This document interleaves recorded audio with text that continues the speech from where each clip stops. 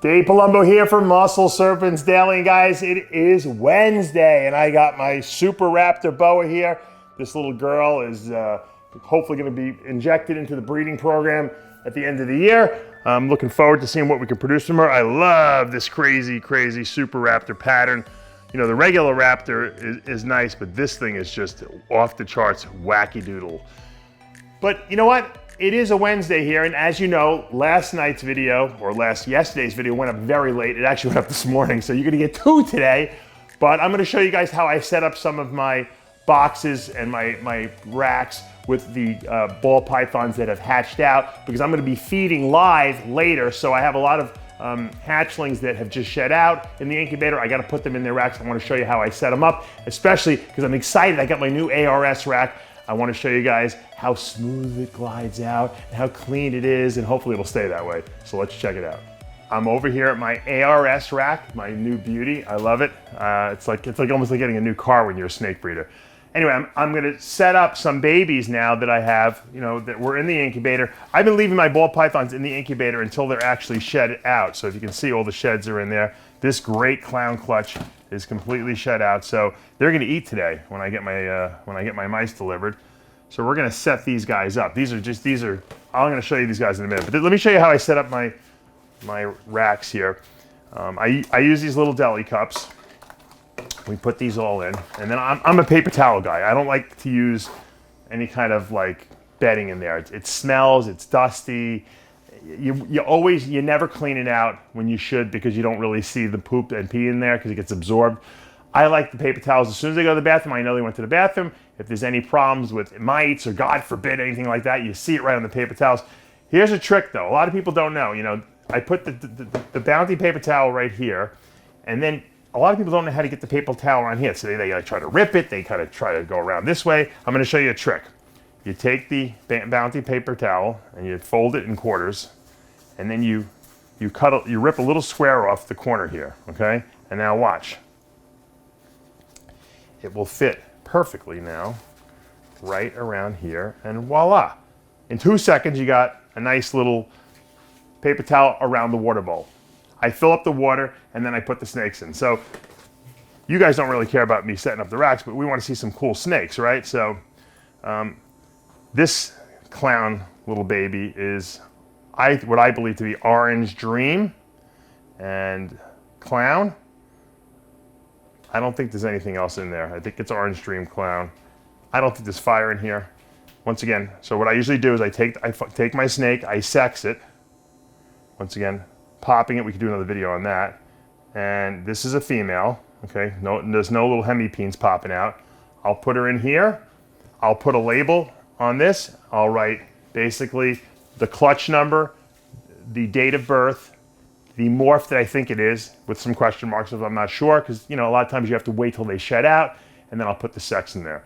It's easiest to sex them when they're like really young, because they don't fight you and they don't have a lot of muscle there. It pops right out, and then you're done. I always recheck the sex before I ship something out, because a lot of times, sometimes you make a mistake, you're doing it too fast. It's always good to recheck it, but I recommend when you put them into your racks, sex them immediately so you know what they are. If you're having trouble sexing them, I have a guy who delivers my mice and rats. If I'm not sure, at least when I first was doing this, I am now, but I would have him double check it. So I always had a double check on the sexing, so I always knew.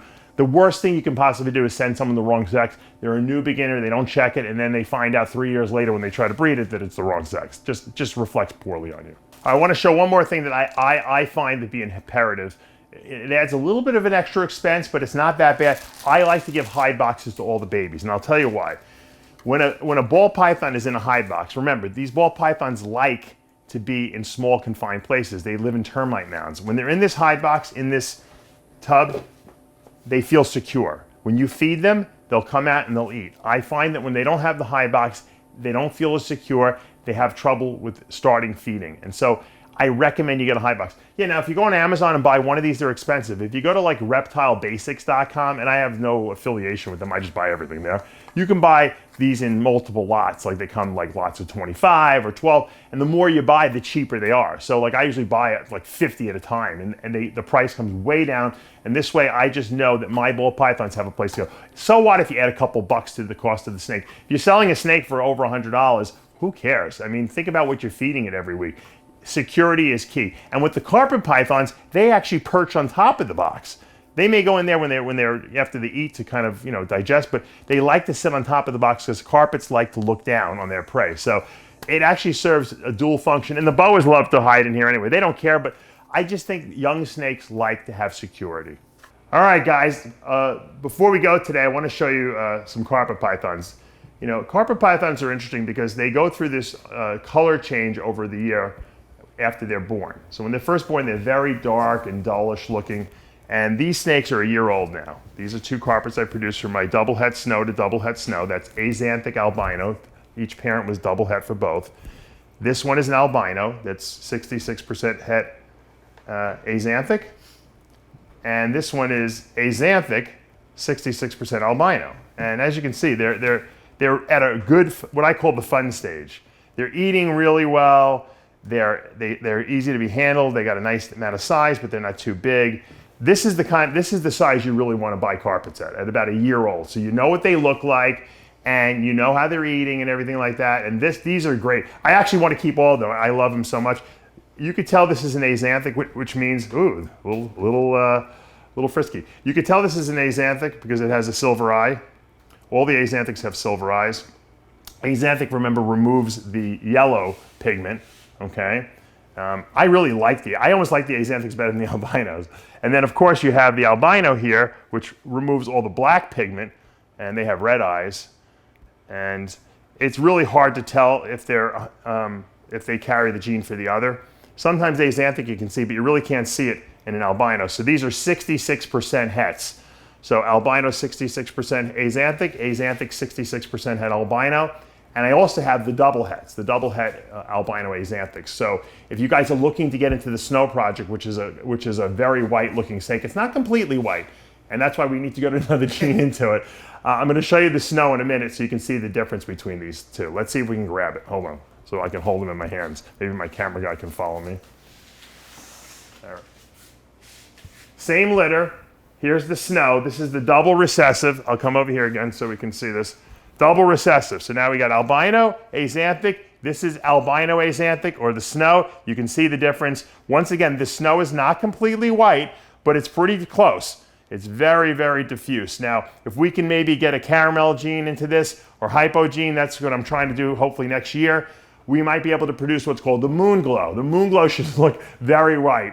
It should get that little bit of extra yellow out of there. And it's interesting because you say axanthic removes yellow. So why isn't all this removed? Well, because this is a very, very yellow snake to begin with. This is probably, a Darwin bred with an Irian Jaya, which happens to be a yellower snake. So when you remove the yellow, you just don't get it all out. So we need to use another gene now to erase a little bit more of it, because the goal is a white carpet python. They've done them in Australia. I want to see them in the US. That is my goal. This little boy, hopefully, maybe might be up to breeding size by the time the fall comes, and who knows? I might breed him or I might hold him back. I also, I have to decide what I want my breeding projects to be. Luckily, I'm just getting kisses and I'm not getting bitten.